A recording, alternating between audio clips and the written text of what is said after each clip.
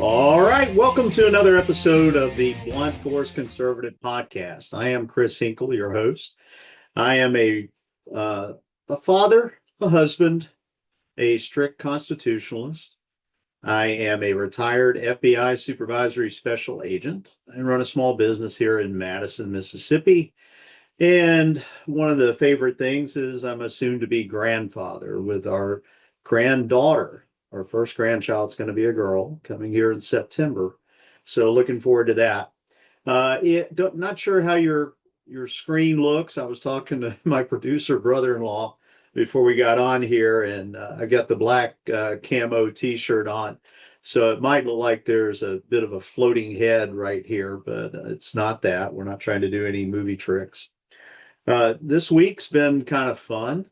It's been a lot of stuff in the news. And what I'd like to do is give you some behind the scenes talk that some of my friends and I have had. So some of us do a little bit of media. We go on everything from Fox News to Newsmax to radio, writing articles, things like that. We're not any better or worse than anybody else out there. We just render our opinion, and it's nice to have some people out there that actually ask us for our opinion. Some other things going on. I'm getting ready to travel down to Tampa, Florida on August 4th and 5th. I got invited to come down there for a seminar, I guess a roundtable discussion is what they're calling it, with some state representatives. And I think the Florida Attorney General is going to be on part of this panel. Was really humbled that they would ask me to come down and speak and talk a little bit with the benefit of my experience. Looking forward to getting down there. I've got a couple of friends that I'm in touch with behind the scenes that are connected with some very important people, and hopefully going to get a chance to meet up with them in person. We've met virtually a number of times, and we text and talk on the phone. So it's going to be an opportunity to speak to some people that are pretty close to some positions of power. Not that I have any influence one way or another. They do ask for an opinion from time to time from my small circle. Those of you that have been listening in and following me since I got on X here last August, or had followed me before then, know that I have a small, tight group of retired FBI agents. Some of us are known in the media. I don't think I'm some well-known media person, but a couple of the people in there are connected into things like townhall.com, and they've been in elected office. We've got a ballistics expert, the top ballistics expert, in my opinion, in the FBI. The guy that created the unit is a retiree in our group. He and I grew up in the same hometown of Tuscaloosa, Alabama, the center of the football universe. And we've had some conversations about things going on this week. Some others that are in our circle of talking, and some of you may follow these people on X.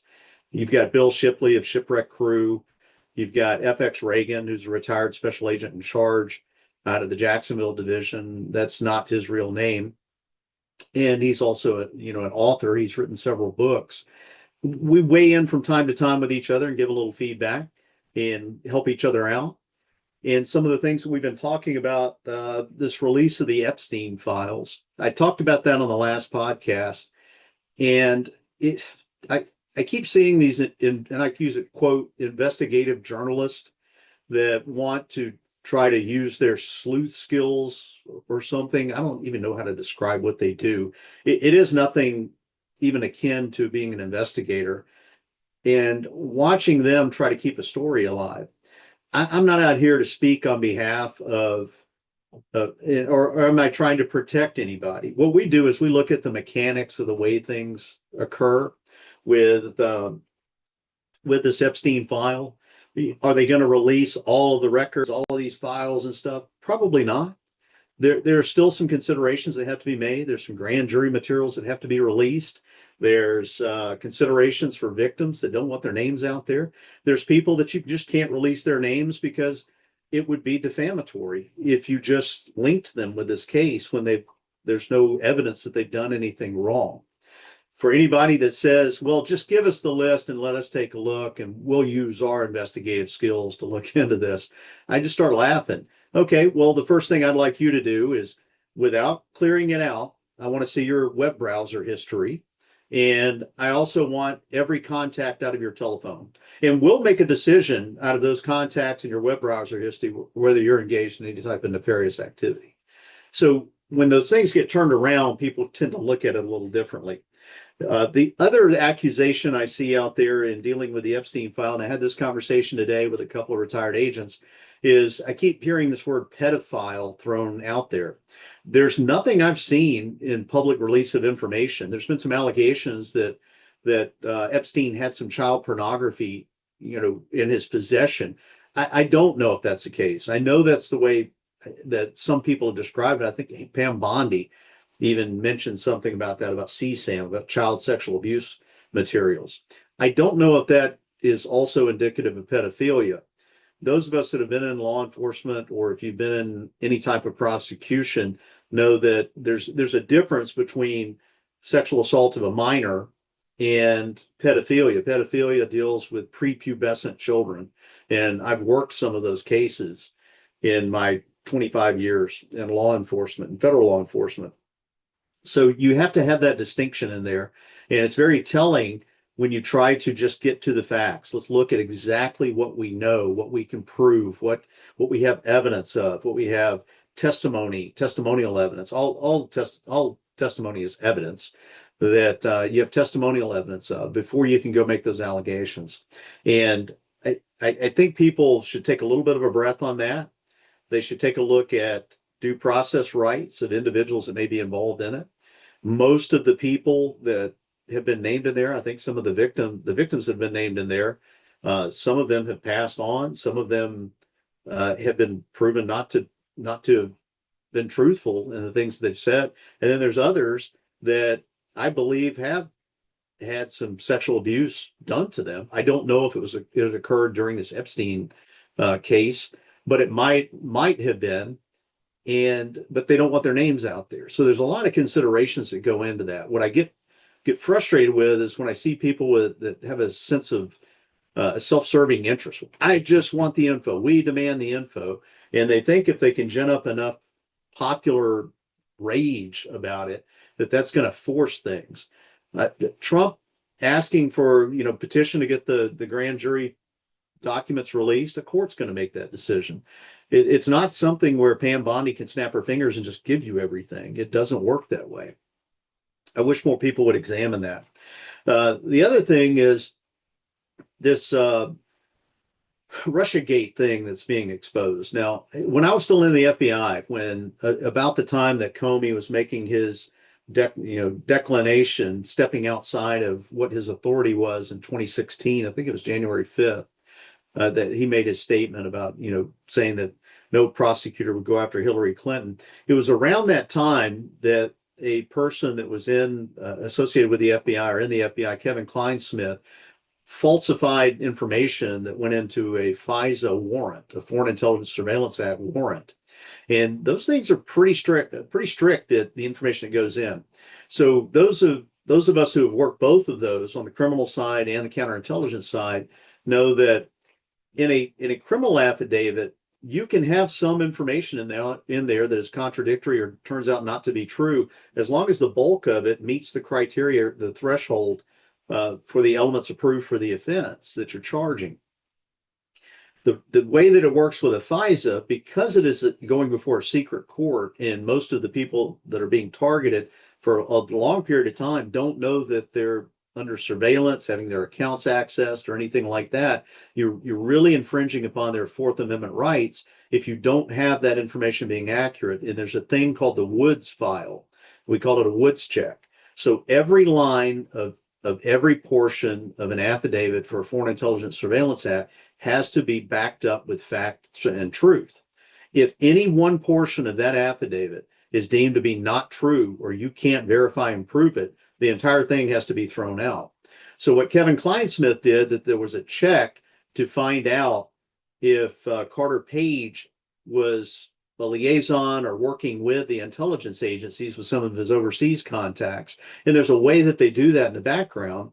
And when that check returned to him, it said in so many words that Carter Page was working with the intelligence agencies. And the problem we had is Kevin Kleinsmith altered that email said that he was not, which meant his contacts were indicative of him being a foreign intelligence officer or associated with foreign intelligence officers.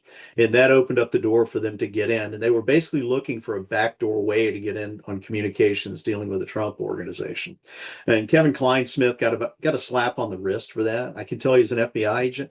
You would have been walked out the door, lost your job, likely went to prison for doing that. He basically got away with it. Now, there's no way we can go back and do anything about it now because that's already been adjudicated. It's already been final. So when I see these things coming out about, Ghislaine Maxwell meeting with Todd Blanche, the Deputy Attorney General, and whoever else, that they're going to go in and engage in these conversations with them, or that when we're starting out with this criminal referral that Tulsi Gabbard made over to the DOJ about all of the Russia collusion stuff,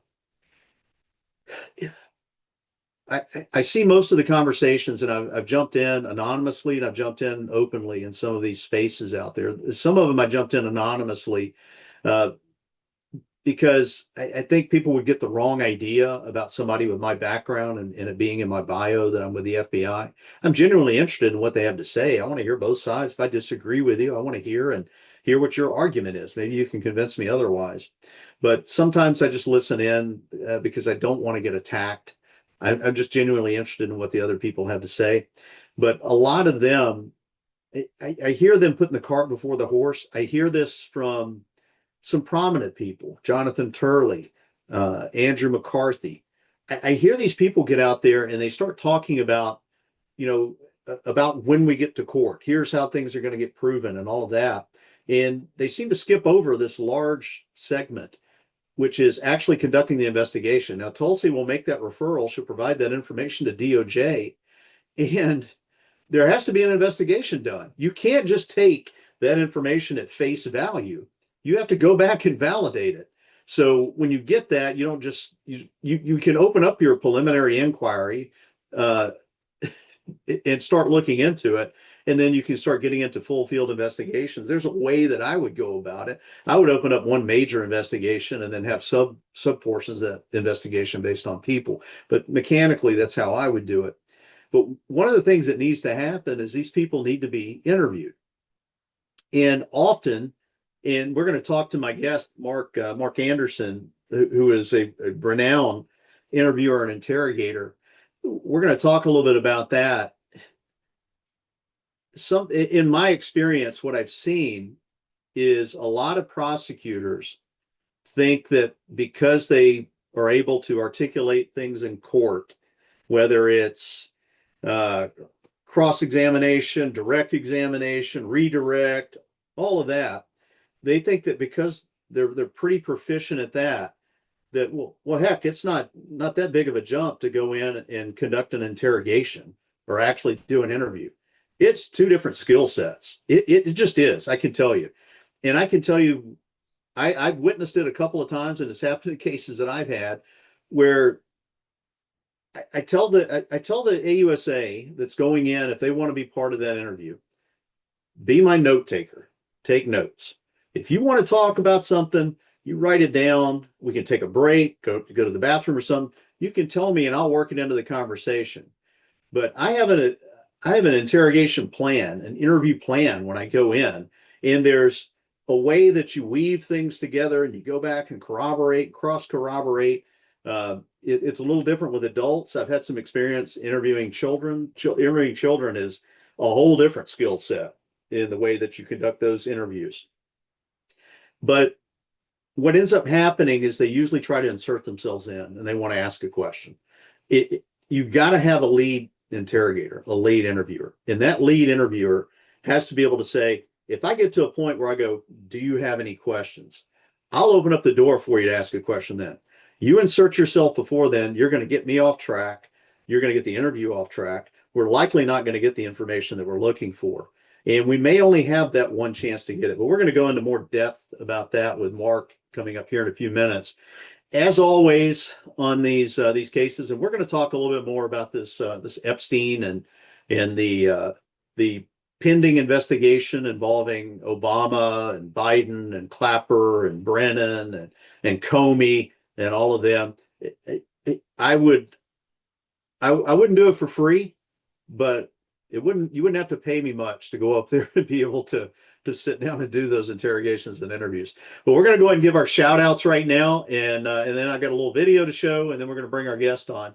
So, Mr. Producer, let's bring our first shout out. This is a person I got connected with that a lot of people were kind of surprised that I'm connected with. This is George Santos. So I was in a space and I was just kind of listening. And there's been some times that I've gone into spaces where I'm like, I got something I'd like to say, and I'll request to speak, and often I get granted. There's other times I go into the space and I just want to listen, but I get asked to speak. Sometimes I'll weigh in. So I'm in a space, and Santos is in there, and we have a connection in my congressman, Michael Guest. Guest is the one that was the chair of the House Ethics Committee that ousted George Santos.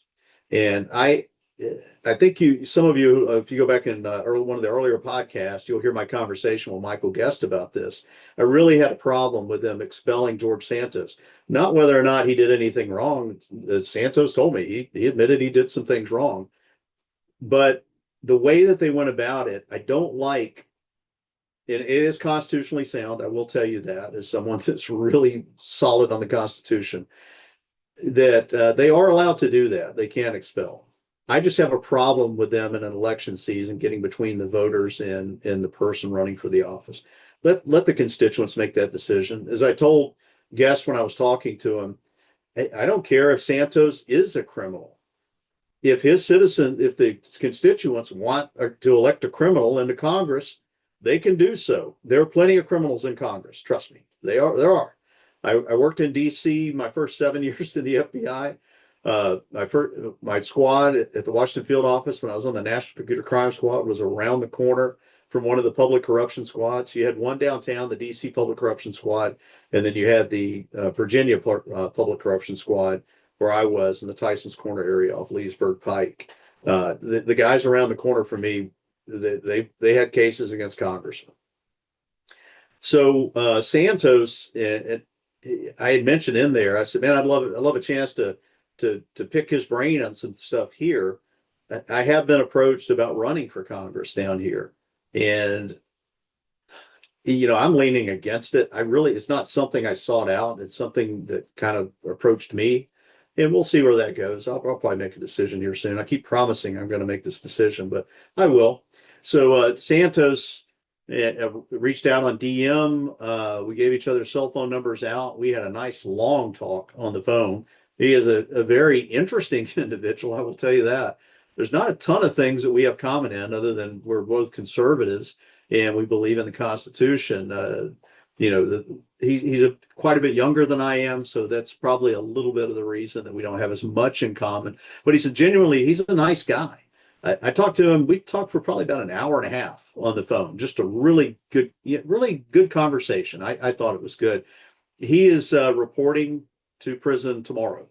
So I popped in, was listening in on his space today. It may still be going on. He kept saying for the last 30 minutes he was going to sign off. He's got some things he's doing with his family, but I think he's reporting tomorrow. So I wish him well. Pray for him. I think he'll be fine there. I would be surprised if he does the entire 7 years that's designated. I just think something will happen in there. That seems like a lot for what they accuse him of. The next person that we're looking at here is Kim George. Some of you that know me know my connection to Kim. Kim is a retired FBI agent. She is currently running for state representative out in Arizona. She ran for Congress a while back. Kim is a good person. She has got a great career in the FBI, got a great background. She knows a lot of people. And we got connected when I was looking around at whether or not I was going to run, and I saw that she was a retired agent and had run for office. And I think I reached out to her first, and we've become fast friends. We text almost daily and talk on the phone at least a couple times a week. Next we've got here is DC Drano, Rogan. Rogan, and I call him Rogan because we actually have a mutual friend. There's a guy, I'm actually going to see him this weekend. There's a guy here, I'm not going to name him. I don't want people going to look him up. He's probably one of the wealthiest people I've ever met in my life. He's about 40 years old. I just was talking to my best friend of 50 years over in Tuscaloosa. He and I are going to go over and meet up with this guy because he and his wife had just had their first child. I've got a gift that I'm going to drop off with him. And I said, what do I do to get, what kind of gift do I buy a person that's worth over $750 million at age 40? And you're talking about a guy, Mark, my friend, corrected me and said, well, he's actually almost at $1 billion now. You're talking about a guy that could go to any car lot and buy every car on the lot and not blink. He doesn't carry himself that way. He's a really good guy. He's actually really well connected. It was just somebody that was brought into my orbit, that God brought into my life, and we've become friends now. I did get something. I'm not going to say what it is on air. I don't want it to get back to him. What I did figure out something that would be very difficult for him to get or obtain as wealthy as he is. And I'll talk about that in the next podcast, how it went. Next after that, we've got Peter Forcelli. Peter and I got connected on LinkedIn, and I've interviewed Peter on the radio before. Look forward to having him on the podcast here. He was an ATF executive, staunch Second Amendment guy. He was a true whistleblower, blew the whistle on a lot of the stuff that Eric Holder and them were doing with the gun running going down to Mexico. Just a great guy. He's a guy I would have thought that Trump would have tapped him to be the next ATF director, and that maybe something like that will still happen. After that, Clay Edwards. Clay is a local radio show host down here. I've given some shout out to him before. He is doing a bang up job. He has really got into the politics things.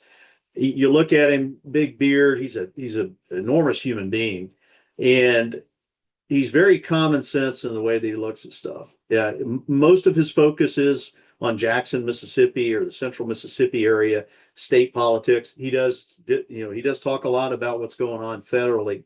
But those of you that are interested in getting swag, I guess is what they call it, Clay's got some of the best swag out there. His Clay Edwards Show t-shirts have FAFO. And those of you that know what FAFO is, he's got some cool shirts and some cool, hats that are set up for that, bumper stickers, things like that. I encourage you to follow him on his YouTube channel, follow him on X, DM him, ask him about getting some of his swag. All right. So one more thing to show, and then we're going to go to our guest here. A hero of mine growing up as a kid passed away today, as a matter of fact, and that's Hulk Hogan. And Hulk is, he was a big part of my life growing up, with starting off even with Georgia Championship Wrestling out of Georgia, and just hated to see that he passed. He just had I think a TikTok video from like a day or two ago, and the word is I hear he had a heart attack. I've met some wrestlers before in my life. I was traveling back from DC. Well, actually, before I was going to Baghdad, I went to Baghdad as an interrogator back in 2009. And as my wife and kids dropped me off at the airport here to go meet up with my group, we were part of the advance team going over. I'm walking down and a guy passes me and I recognize him. And it's Ted DiBiase, the $1 Million Man from back in the WWF days. He's actually from Clinton, Mississippi. He lives here. I've bumped into him a couple of times since then. He was kind enough to chat with me. He gave my kids a call. They were huge wrestling fans. He gave them a call and talked to them before I got on the plane to fly out to be gone for almost 5 months. Meant a lot to me. I met this guy, The Miz. I didn't know who he was. My kids did. And The Miz, I thought he was some professional baseball player when I saw him getting off the plane. He was on the same plane as me coming in to Jackson, and talked to him for a little bit, got a picture taken with him. John Cena was on that same flight coming in. Wasn't the nicest guy. Maybe I'm just going to say he was probably having a bad day. But he was not nice to kids. He was not nice to the adults around. I don't know if he was already playing his heel role for that event in Jackson, or he just was having a bad day. But it just didn't sit right. But here's this video here of Hulk Hogan and this little kid. And I want you to watch this. This just really warmed my heart.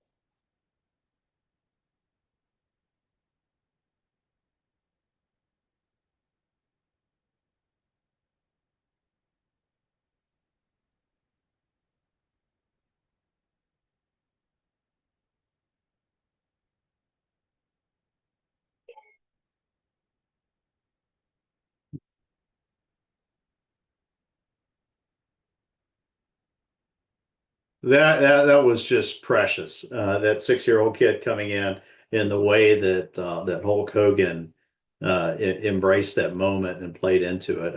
That's something that kid's going to have forever to think about.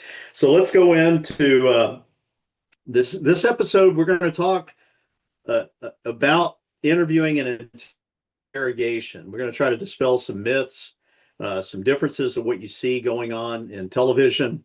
Uh, I'm confident when we talk to my guest here. That's right here. I'm pulling his stuff up, Mr. Producer. This is Mark Anderson. I'm sure he's going to have some of the same. I don't know, the moments when we see things happening on television and in movies. Like, it doesn't work that way, or why are they advising them of their rights right now? Why now? Why now? Why now? You don't have to do it right now. That type of thing. But this is Mark Anderson. He has got a lengthy career, and apparently we may have crossed paths a little bit with our time in the FBI. I think he might have been with Department of Justice. This is from his LinkedIn page. If you really want to get in touch with him, go there. That's where you're going to see a lot of his announcements of his training stuff. I'm going to let him talk a little bit about his background. I just printed it out as pages of stuff. But let's bring Mark on now.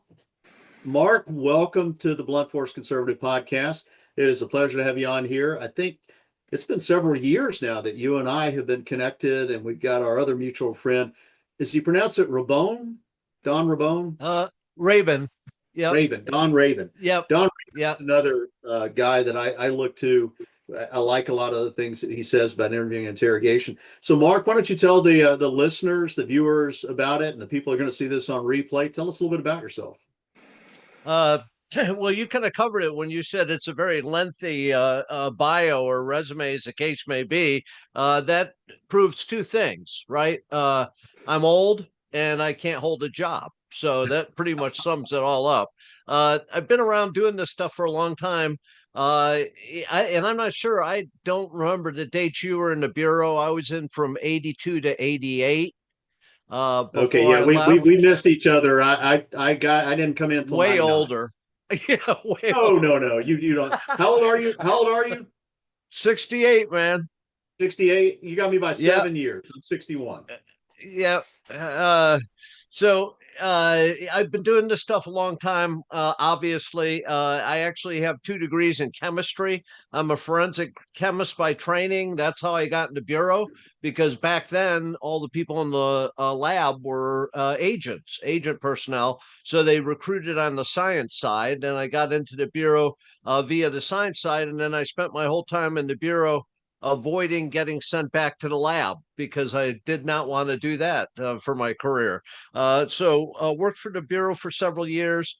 And then essentially since then, I've been working in, I went up to New York State and worked in the Inspector General's office there, was a Deputy Inspector General in New York State, went back into the federal system with the Nuclear Regulatory Commission, and then went over to Department of Justice, OIG, and then spent the last 5 years of my career down at the Federal Law Enforcement Training Center doing training in the area of interview and interrogation. I don't know about you, Chris, but to me, the best part of the Bureau career was doing interviews. I wasn't excited about doing car logs or timesheets, writing up reports and all the rest. But I'd love to get in a room with somebody and have that chess match that takes place there to see if I can walk away with what I'm looking for and, can get cooperation and all the rest. So that's kind of my lifeblood at this point. As you said, I run my own business and I travel around teaching people, interviewing, interrogation, ethical decision making, public corruption, all different areas in that realm.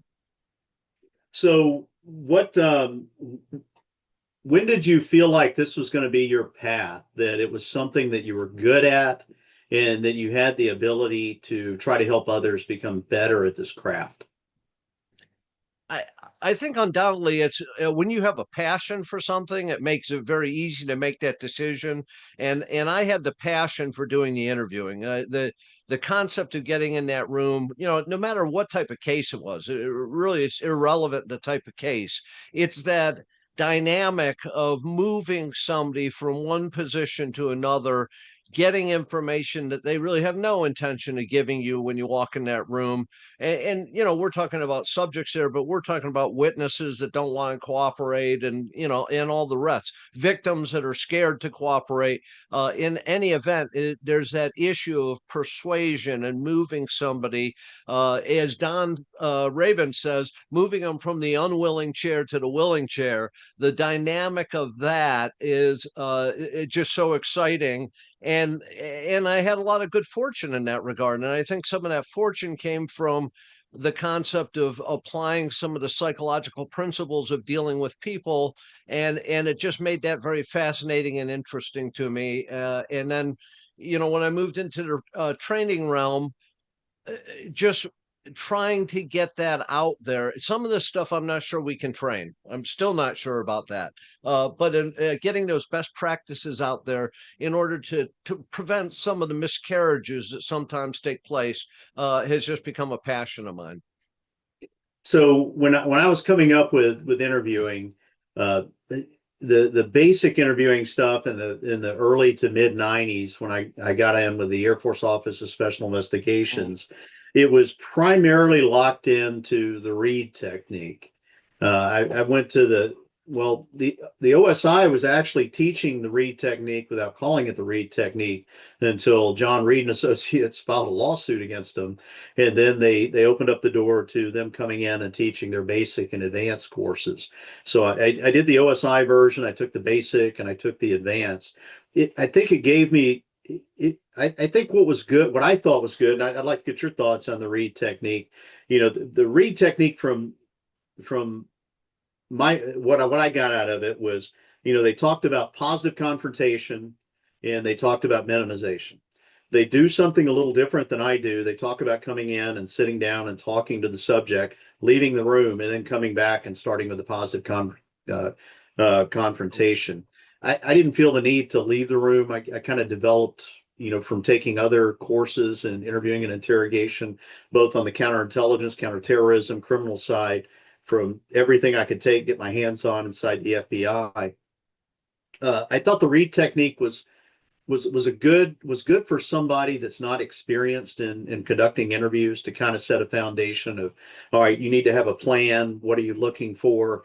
What are your initial thoughts of working toward getting it? You have to get an idea.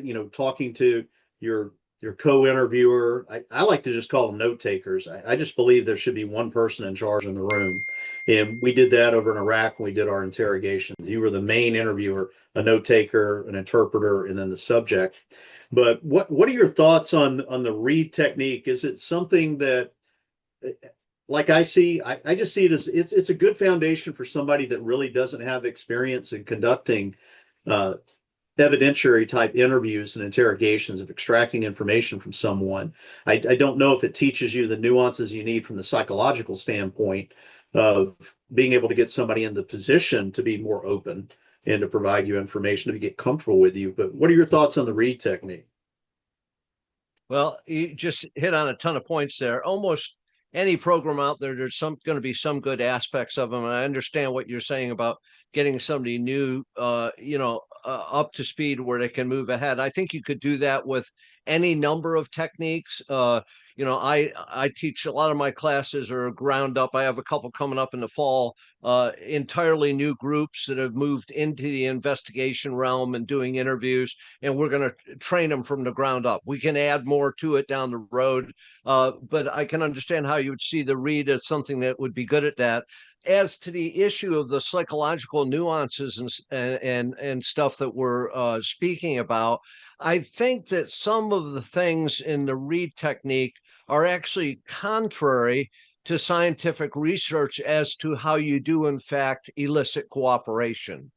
And when you have that situation going on, where you have that the conundrum of those two coming together, I think sometimes you can get information that is not necessarily accurate because the person is trying to comply with something they don't necessarily feel that they're in agreement with. So what I'm saying is, like, if you think about it, and I go back to a very old principle: treat others as you want to be treated. I know that's kind of ancient and old, but it's effective at getting good quality information. Some of the way that is approached is not the way I would want to be treated, so I don't intend to treat somebody else that. I think it causes a break off where you're actually sacrificing some possible positive information that you could get if you employ that technique.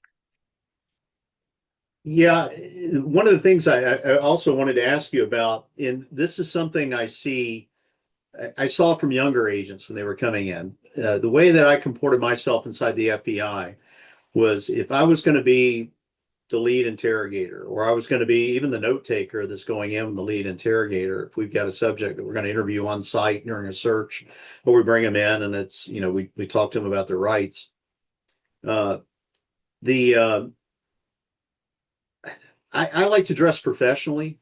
I like to come in looking like I'm in charge. I wear a suit, and when I come in, the things that I heard parroted from some of the younger agents was, well, I want to try to dress like the subject so that they're more comfortable with me, so that they can, they feel more at ease when we start talking. And it's been my experience that it's easier for me to take them from a position of stress and bring them down than to take somebody from a position of relaxation and get them into a stressful situation. To me, it's just easier to bring that down. And when I get them down to that, when I relieve some of that stress, in my experience, I've gotten more out of the subject then. The person that I'm talking to seems more comfortable in having a casual conversation with me. And interrogations that I've been in, I've rarely had where I've had to raise my voice or yell or threaten or anything like that. It's just really been a conversation with a purpose. But getting that person into that mindset of being relaxed. What are your thoughts on how you approach when you walk in the door, the way that you look, the way that you carry yourself, and the way you make that introduction? Yeah, and it's a very interesting point, especially from the bureau standpoint, because I was in the bureau at the time where you wore a suit and tie for everything, and then I'm working with DOJ in the early 2000s, and I'd be darned if I could get an FBI agent to put a suit on. They're going in their t-shirt and pullover, and and going to see people that are not dressed that way and going that way. So that dress thing is a very interesting thing, and there's not a lot of people out there training it that talk a lot about it. Best practices say you dress at or one step above the person you're talking to. Remember what the intent is here. The intent in these science-based, rapport-based interview is you want that person to see you like them. You want them to sit across from you and say, "Oh, I can identify with this person," because think about it in your own life. Thinking about who you share intimate information with in your life, it's people that you have a connection with. You hopefully you don't go into Walmart buying produce and share intimate information with the person selling lettuce. It's just not good sense. So when I walk into that interview room and I approach that person, number one, I want to create relationship with that person. I don't want to create a hierarchy, because creating that hierarchy makes it harder to get to the information that you're trying to elicit from that particular person. So for me, I walk in and I say, "Hey, I'm Mark Anderson." I'm going to have to show them my ID at some point. So there's the official notification. But I'm Mark Anderson. You are, and I want to get on a first name basis. I want to get into, as you said, which is exactly the same definition I use. An interview is a conversation with a purpose. So a conversation with the purpose is not a yelling match. It's not a contest where we're going to get into a question about if you claim to be a religious person, where I'm going to argue with you about whether you're religious or not. You don't win those conversations. You don't win those arguments. So I want to have a conversation with a purpose, which implies something that's cordial and cooperative in nature in order to get that information. Now, you were talking about the at one step or above. One of the reasons when I became an OSI agent with the Air Force, which I went from wearing a fatigue uniform every day to wearing a shirt and tie, was the disparity between the types of individuals that you might be interviewing. You might be interviewing an airman first class, an E3. You may be interviewing a three-star general.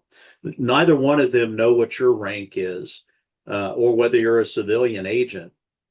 And what I liked to be able to do was, when I came in, was to at least set the tone that the three-star general wasn't going to be what he's used to doing, which is his rank is used to intimidate and push someone of a lower rank. You just want to take that completely out. And one of the ways that we were taught to approach that was, you came in and you just kind of treated them as an equal in the beginning.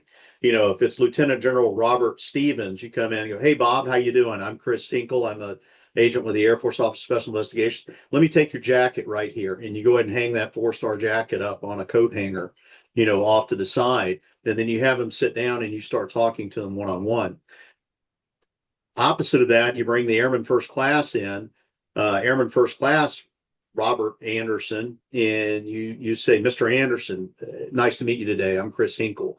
Can I get you anything? Would you start extending some cordial type gestures toward that individual." But overall, one of the ways that I approached it as an FBI agent was, I wanted to come in and let them know that I recognize the situation that they're in. I recall we had to do an interview in a trailer in Sumter, South Carolina. And the only place we had to interview this person, the subject, we weren't arresting them that day, so they weren't in custody. And we could talk about that in a minute too, about whether or not you have to rights advise them. But having that individual sit at the kitchen table while people are searching his residence and conveying to him, "Hey, listen, I understand this is a stressful situation. You got FBI agents in your house. That doesn't happen every day. They're looking through everything here, and you're going to see them taking things out and all of that. That could be very stressful. We just want to give you an opportunity to tell your side of the story. So let me tell you how we got here today." And I explained to them, we conducted a thorough investigation. We've talked to hundreds of people. We've collected tons of evidence. We've gotten everybody else's side of the story. This is your opportunity to give your side of the story. It may be your only opportunity to talk to me to give your side of the story, because I can honestly tell you, and I used to throw my brother-in-law, who's our producer here, he's an attorney. I used to say, my brother-in-law is a defense attorney, and he would tell you not to talk to me. And if you don't want to talk to me, you don't have to. But I can tell you one thing, that if you don't talk to me today, you're likely never going to talk to me.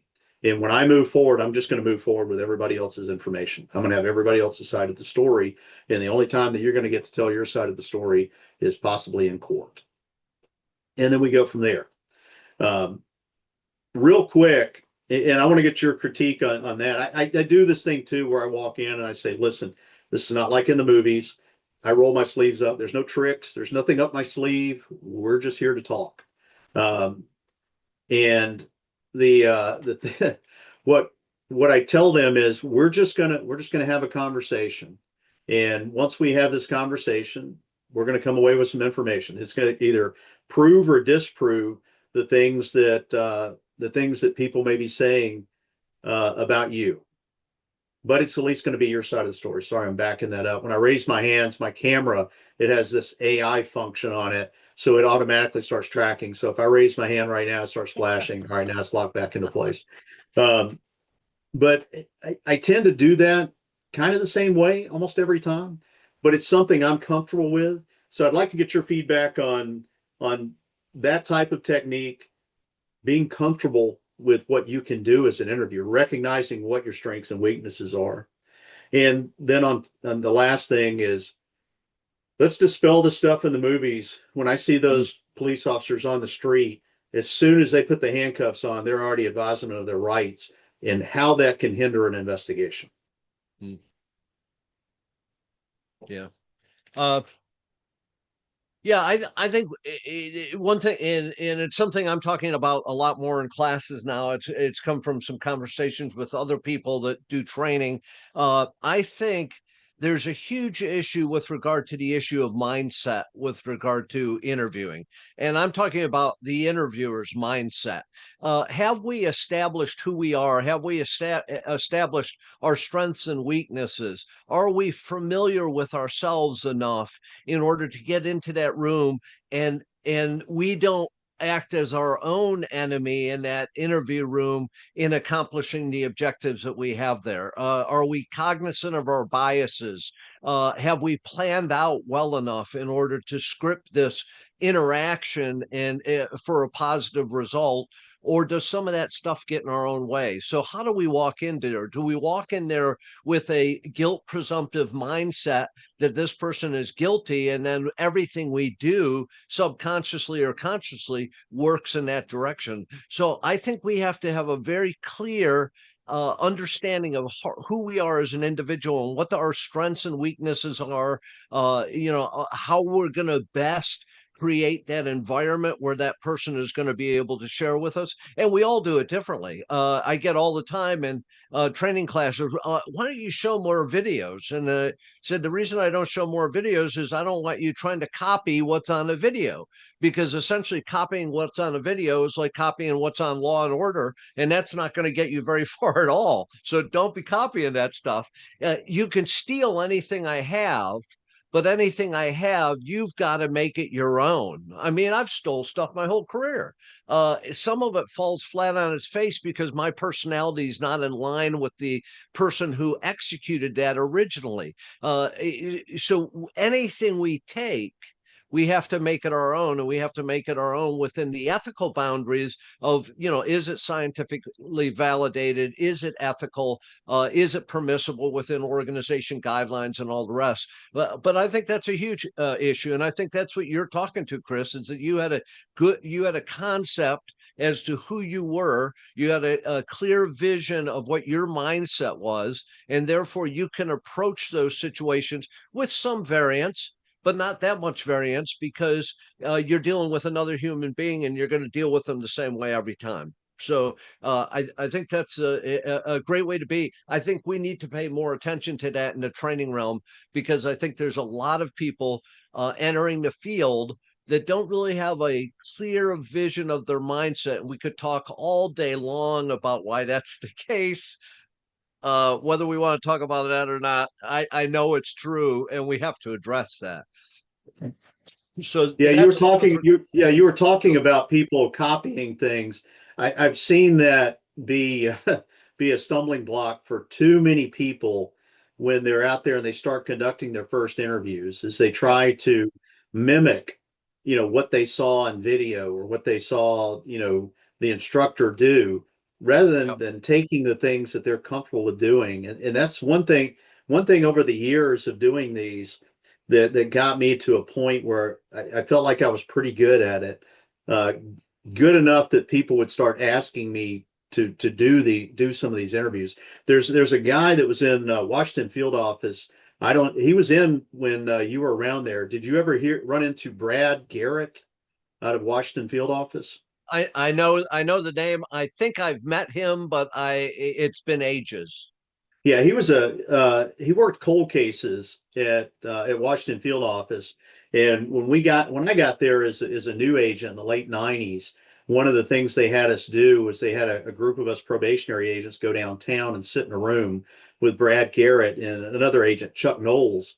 And they were two of the most reputable interviewers and interrogators in the Washington field office. Brad worked cold cases. He ended up going and being a contributor at, I think, at CBS or one of the major news networks. He's got a PhD in I forget what the field is, but he was well renowned as, pretty much the best interviewer and interrogator there. He's the one that the Achille Lauro incidents, when is it Oh, yeah. Klimhoffer or whatever, Yep. the guy in the wheelchair that was pushed over. Brad's Yep. the one that did the interrogation of the terrorists as they were flying back. Hmm. Early in his career, did that, so he was picked up early. We nicknamed, funny side story. We nicknamed him the Man in Black because every time you saw him, when I saw him at firearms, if I bumped into him in the office, when he was doing this little training session with us, he wore the same thing every day: black shoes, black pants, black t-shirt with a blazer, black blazer. He wore that to firearms. He did his shooting there. I guess so he didn't have to worry about what he was going to wear to work. There you go. But I looked him up. I think he's about 77 now. I want to try to get in touch with him. I'd love to get him on the show and talk. The last time that I bumped into him was right after 9/11, and a group of us were tasked to babysit this Hispanic guy that worked through the Virginia DMV to get the hijackers their fake driver's licenses. So we babysat him all night in a hotel in Boston. And the next morning, I and another agent took him over to the Tyson's Corner resident agency out of the Washington field office to bring him over there to be interviewed. And he was going to be interviewed by Brad Garrett and Chuck Knowles. So Chuck got there first. So we were turning over custody of this individual to Chuck. And I mentioned to Chuck, I said, we sat with this guy all night. He doesn't speak a word of English. We said some things that he should have perked up on if he recognized English, and he didn't. There were about 8 of us in there, babysitting him as he was getting some sleep. And Chuck looked at me stone cold dead and said, I said, "Do you or Brad speak Spanish?" "Nope." I said, "But you're going to interrogate him?" He said, "Yep." I said, "Okay, well, good luck with that." And he goes, "We don't need to speak English for what we're going to do in the interrogation." And I'm like, "Okay." So I left out of there. I'm sure that an interpreter was coming in that was going to be a part of that. I'd like to believe there was an interpreter coming in. I At can't least. envision them doing anything unethical in an interview. Let's dispel that myth real quick about what we see on TV. When you see the street cop putting the handcuffs on and start rights advising them, and you're the investigator, that when they bring the person in, that person's already been rights advised. Let's dispel the myth about when you rights advise and how that can be a hurdle to you when it's time for you to take over. Yeah. Uh, that's a huge issue. It's interesting on the federal side that it became less and less of an issue because uh, prosecutors really don't want you arresting somebody and bringing them in because that starts their time clock. So there were many times where I requested to arrest a person because I wanted the a visual effect of me walking that person out of the particular facility that they worked in. And I couldn't get a prosecutor to go for it because it was going to make them work at a faster rate, maybe, than they wanted to work at. So many times it's like the situation you described earlier, where I'm interviewing you and you're going home tonight. We're both going home tonight. There's going to be no arrest. We're going to move ahead here. And so that person is not in a custodial situation, and I have no obligation to advise them of their rights. They can choose to talk to me, or they can choose not to talk to me. It's a voluntary interview. The whole custodial thing comes about when we advise of rights. Now, there's so many interpretations of that. I've seen organizations go to the point of, well, we're just going to do it every time so that we don't, make that's just an organization that doesn't trust their people. And I've seen that happen in a lot of different organizations, that somehow they got this idea of, if we decide to sit down with somebody, we have to advise them their rights. And that just isn't the case. And you get into all other dynamics when you talk about administrative cases and employees and all the rest with regard to, the rights that they might have and whether those are voluntary statements. The key here is, if you're not putting that person into a custodial situation where you're going to take possession of them, and you can't fool around with that and say, well, I didn't intend to until the end of the interview, then I intended to. Well, it's just not ethically sound. But in most cases, they're not in a custodial situation. It's a voluntary discussion. They're going to have the ability to walk out at the end, and there's no reason to address rights with them. Yeah, I actually use that to I've used that to my advantage in the interviews. That where if they're not going to be arrested, I've actually gotten people to be more open to speaking with me Yes. when I'm Yep. just forward with them and I go, hey, listen, we're not here to arrest you. I want to get that out of the way right now. You can leave at any time. We're just here to have a conversation. So I want to get that off of your mind. You're not going to jail tonight. There's nothing. I don't even have my handcuffs on me. They're out in the car. We just want to get your side of the story. We've gotten everybody else's side of the story. This is your opportunity to give me your side of the story. And I can promise you, there's very few things as an investigator that I can promise you. One of the things I can promise you is that if you're honest and forthcoming with me, and the judge brings me up to ask me for my opinion, I will say, I interviewed John Smith, and he was, by all accounts, he was honest and forthcoming with me.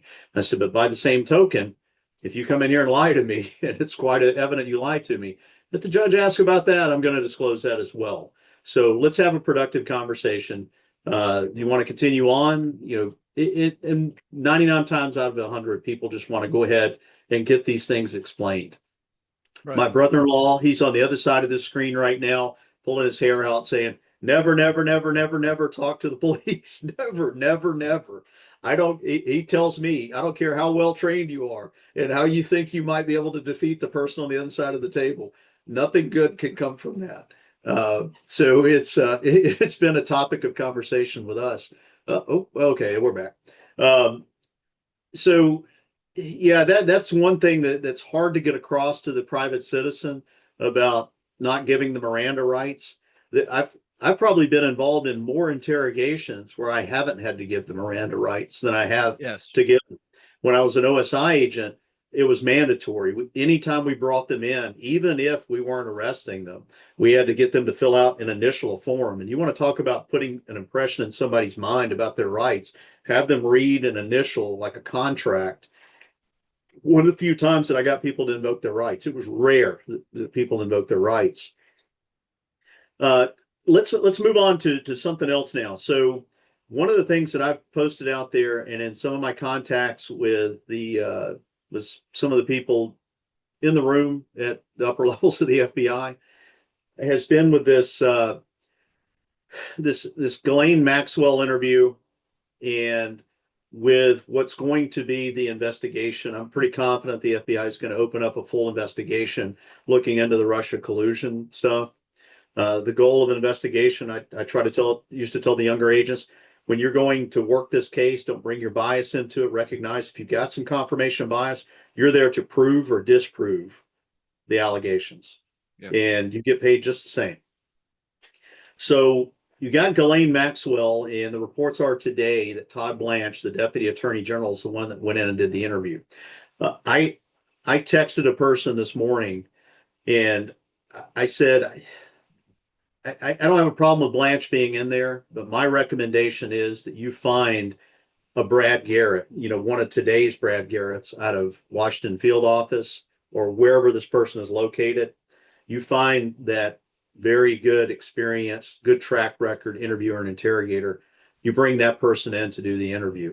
Don't bring an FBI executive in that's been out of the field for a long time. Don't let an attorney run it because an attorney, just based on my experience, is more apt to do the things like they see on TV. It is a skill set. No disrespect to attorneys.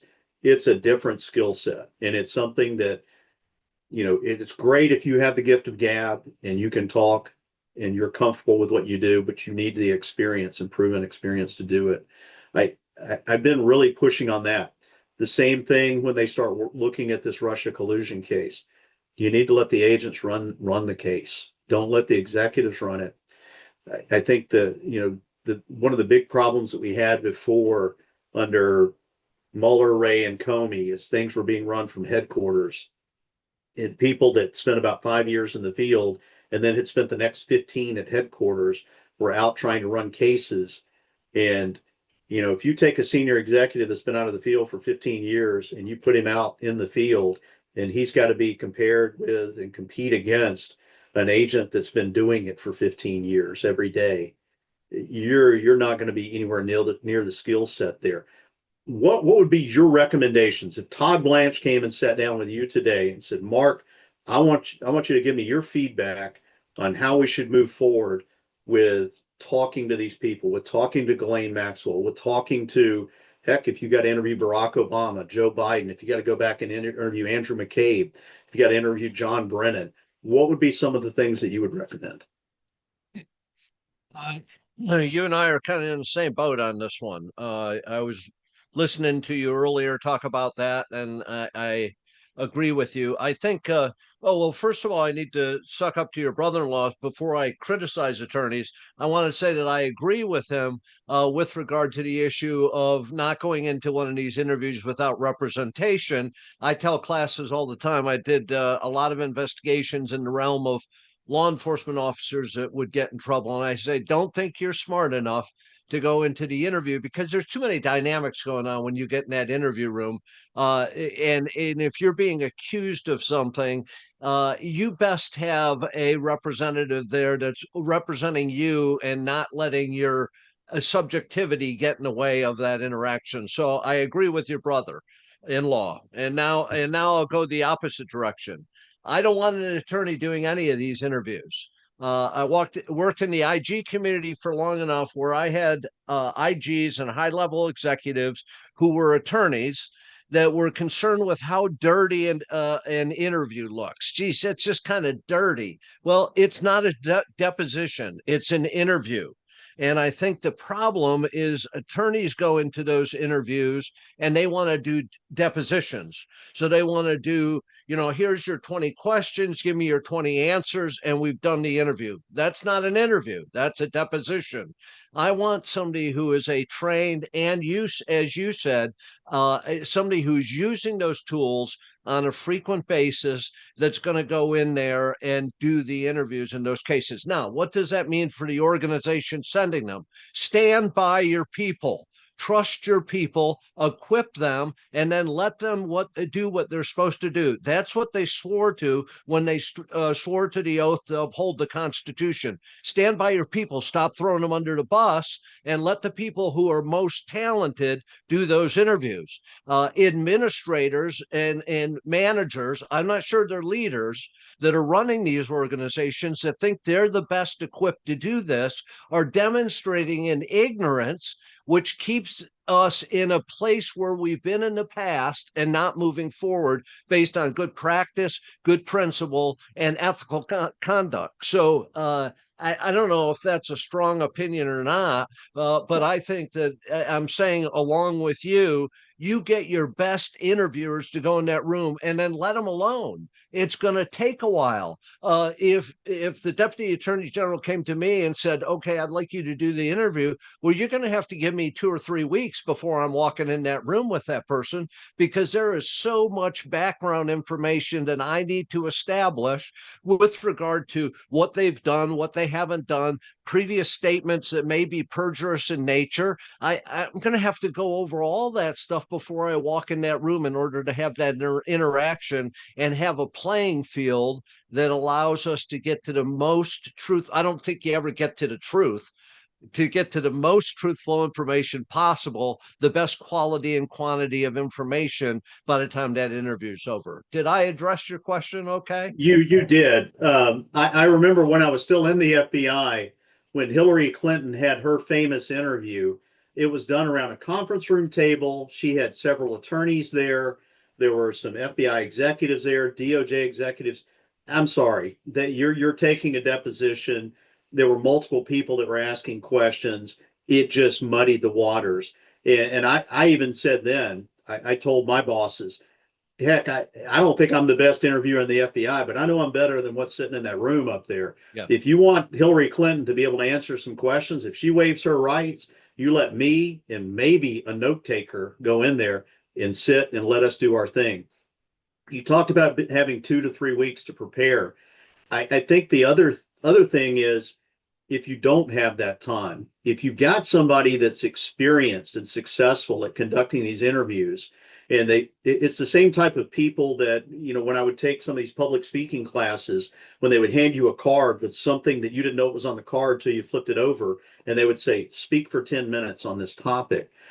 Yeah. If you've got somebody that has that skill set, you can throw them into there. And that's where you really want somebody that's experienced, that can sit down and start asking the who, what, where, when, why, and how, keep track of what's coming out and the information that you're getting from them, going back and corroborating it. I think that that's where, there are times that you may get thrown in there. They may call you, Mark, and they may say, hey, you've got a reputation for doing these interviews. We need you to come up tomorrow. You're going to be sitting in the room with John Brennan and asking him questions. I know you're going to do some. Have you ever heard the Huh? line, poor planning on your part doesn't constitute an emergency on my part? Yeah, that's We true. That's true. we definitely have the time to prepare and plan for these. I agree with Yeah. you. Somebody who's great on their feet is very good to have. But if you're talking about using the most up-to-date research-based interviewing techniques, using something like the strategic use of evidence, which has proven to be extremely effective at developing truthful accounts of situations, you need to be aware of what's taken place in the past, specifically so that you can confront that person with discrepancies when they say something different from what you already know. So in order to do that effectively, one of the premises of that technique is this planning and preparation phase, which I think is imperative in something as important as this. Yeah, I think if I got thrown into that situation, if they said fly here tonight, Brennan is only going to talk. His attorneys are only going to let him talk at 4 p.m. Eastern tomorrow. I'm gonna dig as much as I can. I'm gonna hit the highlights, and then I'm gonna have them give me, write up a list of things that you want me to be able to cover, and I'll work them into a conversation with him. We'll try to get what we can out of him. Sometimes you just don't have the opportunity to do enough planning. I've been thrown into interviews like that where I've been the note taker on a case that I had very little interaction with, and I'm just there to help out and take the notes for a young agent. I had this one young agent. It was a child porn subject, and we're interviewing him at the house, and we're talking, and his portion of the interview, he asked him a few questions, and then he was just kind of, he didn't know which way to go after about 5 minutes, and I let him sit there for a little bit, and then he turned to me and said, "Well, have you got anything that you want to ask?" And I'm like, "Okay." So the next 45 minutes that we had a conversation, we got a lot of information out of the individual. Uh, at that time, I'd been in about 17 years. This guy had been in about a year and a half. So I had 17 years of the FBI plus another 5, so 22 years of interviewing and interrogation experience. I was able to pick up enough on what he was looking at to do that. The other time was over in Baghdad. They asked me at the last minute to go in with the CIA, was interviewing a kid that they thought was a terrorist. He's like 19 years old.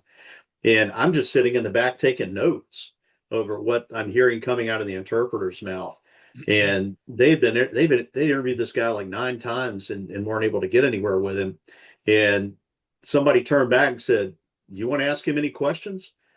Well, I'm not going to turn down that opportunity. Heck, it's the FBI. I got to strut my stuff in front of the CIA. These guys are over in Baghdad. I don't know if you went over there any time during the war over there. Most of these guys thought that they were Jack Ryan. They're running around in their backpacks. They're getting to carry a gun for the first time and all of this. So they gave me the opportunity to talk to the kid, and I used some of the minimization type techniques. I did use a little bit of read on him. It took about 10 minutes before he started breaking down and crying and talking. It just the techniques. It wasn't that I was this great interviewer. It's just something that I think the agency folks hadn't tried with him, and I just found a sweet spot in talking to this kid, and I invoked enough fear of the abstract of what was going to happen that it put him into a situation where, oh my gosh, if I don't talk now, it's going to be the difference between am I just maybe going to prison and might be released, or they're going to take me out here and hang me. That was the difference between Mm. which type of judge he was going to get. So I tell some of the ones that I've worked with on their interviewing and interrogation, be prepared for that. Have your basic foundation of the who, what, where, when, why, and how, your good investigator skills, and then just follow that path when you go in. You still have to be comfortable with yourself. Mark, how can somebody get in touch with you to find out more? I primarily interact with you on LinkedIn. Why don't you tell Yeah. our listeners here as we're getting ready to close out how they can get in touch with you, how they can learn more, heck, how they could hire you to come in and do an interviewing and interrogation course, heck, not just for their local law enforcement, maybe a business wants you to come in and teach them how to be better interviewers. And I've done that. I've done it with all the way from local law enforcement up to federal agencies. I've done Fortune 500 companies. This stuff, the stuff I teach applies across the board. So even if you're in the inspection or audit side, remember what our goal is here. Our goal is to maximize that quality and quantity of information. So anybody who's asking questions, that can be very relevant to human resources people, all the rest. So easiest way, as you said, you and I are connected on LinkedIn. I put free content on there every week. I've become very religious at posting a blog every once a week. And we're talking about these science-based interviewing, talking about how to get it more readily available and acceptable, and agencies and organizations to understand it. So LinkedIn is a great way to hook up with me. My website is www.andersoninvestigative.com. And there's plenty of material on there. There's also a way to get hold of me on there. Those would be the main ways. If you're a Facebook person, Anderson Investigative Associates, I have a page there. And then Twitter or X, it's Mark A. Anderson at AIA_training. So any of those ways are ways to get hold of me. I'm happy to talk to anybody. If I've got materials that would be beneficial to you, if I talked about something today you would like to see more on in order to facilitate your professional journey, reach out. Okay. Any chance that you and Don do some courses together? Don only does online stuff at this point. He's actually I like Don. I respect him hugely. I still go on the road. Every time I get on an airplane and I've got a good tight seat with no leg room, I take a picture of my knees jammed up against the seat in front of me and I send it to Don and I say, "Hey Don, I'm on my way to Jacksonville." And Don says, "Better you than me." So he sits comfortably in North Carolina, and I thrill him with my escapades around the country still. So I don't know. I would love to do training with Don. I think he's unique. He's got some great books out there. If this is something that interests you, I have nothing but good to say about him. And you mentioned Peter earlier. Peter, great guy. I think I'd seen that you were in contact with him. We go kind of back and forth a little bit. So I'd love to do training with Don, but I don't know if I can, unless I go to North Carolina. Maybe I could do it if I go down there. Yeah, I try to, it is an art, and you need to recognize the people that are good at it. And I think just speaking from the FBI, I think some of our FBI management would be best served to humble themselves and recognize just because you're a senior executive doesn't mean that you are the expert in the room. Be able to defer to the people that are doing it all the time. And you tend to know. I told people, the FBI, I think there was probably like 15,000 or more agents when I was, at any point when you're in the FBI, the time that I was in there, you kind of know who's who. It still feels like a small world. A lot of people know who Brad Garrett is. And I hope I can get in touch with him. I'd love to get him on here before we lose that resource, with him being 77 years old. And I'd love the opportunity to, heck, if there was some type of conference or something to go to that all of us could get together. I love doing demonstrations. One of the things I liked, I took a counterintelligence interviewing and interrogation course, and it really took me out of my comfort zone. One of the first things they did, I'm trying to think of the guy's name. He's written some books now, and he's out on the speech circuit. I'll think of it here in a moment.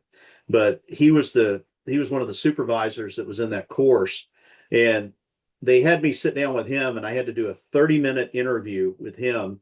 And his instructions were to say nothing, and for me to try to work to get him to talk. And the biggest compliment I got from him was, I wanted so bad to talk. What you were doing really pushed me. And I'd love to get you back at some other point. There's so much more to talk about with this interviewing stuff, about uh, using the tool of silence in the room, of asking a Oh, question and then just letting silence be the motivation. Uh, 10 seconds of silence feels like an eternity when you ask a question and you look at somebody and they know that you're expecting them to answer something, and you can see the stress on their body with that yep. silence. But we're going to get to that. Mark, I appreciate you coming on. It was kind of a last minute thing because I'm going to be out of town this weekend. We're going into, my wife and her sisters are going to an Eagles concert, and I'm going to spend some Oh, time with my nice. dad, and then come back here. And then the week after that, I'm flying down to Florida. Hopefully, going to get a chance to meet up with some of my FBI contacts that I've been put in touch with here in the last 6 or 7 months or so. Real quick anecdote. I responded out there. I hope that, well, I don't know. I kind of hope that Cash Patel did see it. Somebody noted when Ghislaine Maxwell had indicated, or I guess her attorney indicated, that she was willing to be interviewed and waive her rights. They were saying Cash Patel would be the best person to interview that. And I said, Yeah. absolutely not. He would be the worst person to go in that room. He's inexperienced. He has not practiced this. And in the position that he's in, you don't need Cash Patel in that room. You don't need Dan Bongino in that room. You need a street agent. But You Mark, know, I appreciate you. Pardon? Chris, that's a great point, and I just want to echo that because you're making an excellent point there. The whole concept, the number of managers I ran into in the federal government that said, we don't need interview training. I mean, we can all talk to somebody else. Why do we need training? Totally missing the incredible opportunity you have, and as you've said, the skill set required in order to make it happen. And a good leader is going to recognize that, and a good leader, like you said earlier, surrounds themselves with stronger people, not weaker people. So you know who your stronger people are, use them for that element that they are strong at.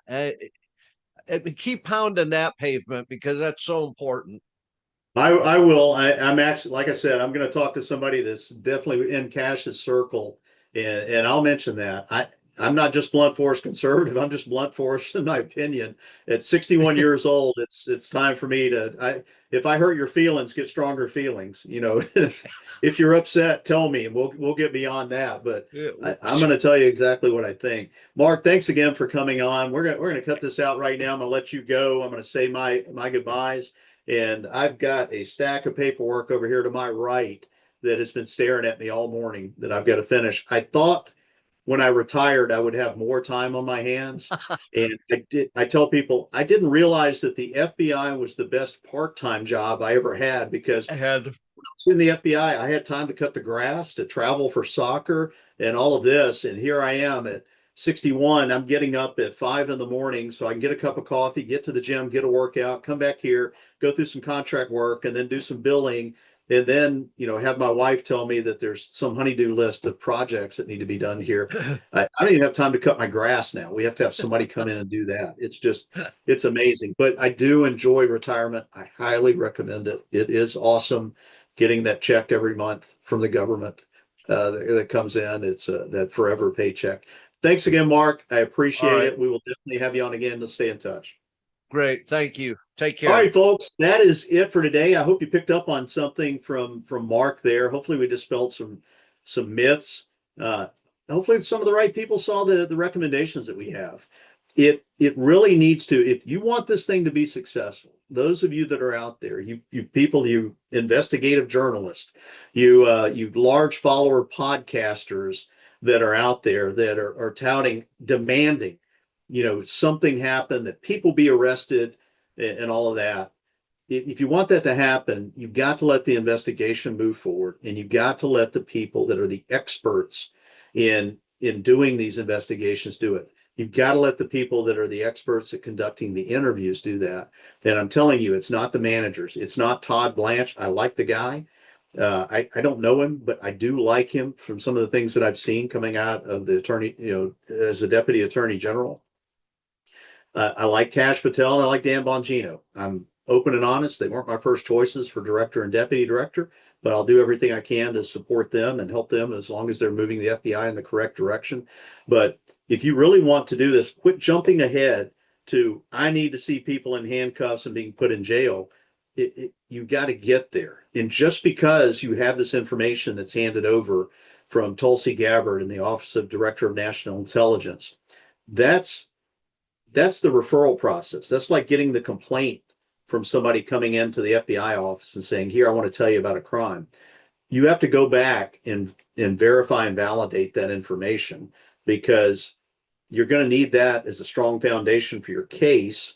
And then if you meet the elements of proof, when you take them into court to prosecute them, it's going to be much stronger. You're not going to convict them off of what Tulsi Gabbard provided. You're not, unless you go back and validate it. And then to supplement that of getting the people that were involved in what I think was malfeasance from Obama all the way down, having them come in and confirm, contradict, or corroborate that information. You've got to be able to get that information from them, and you need the experts to be able to do that.